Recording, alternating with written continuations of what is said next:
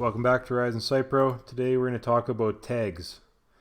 So we go to the Options tab at the top here, select that, go down, and we'll go through tags.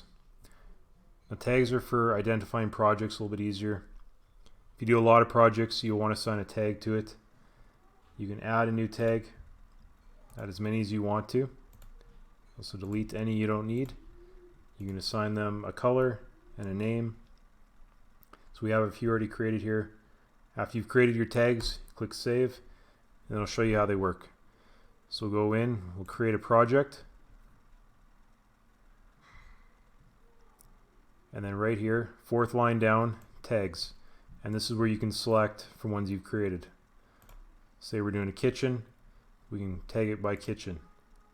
You can also add in as many tags as you want if you want multiple tags, and you can delete any you don't need. And again, this just allows a project to be sorted a little bit easier. You can search it, and just helps when you have hundreds of projects built up over the years to be able to group projects together.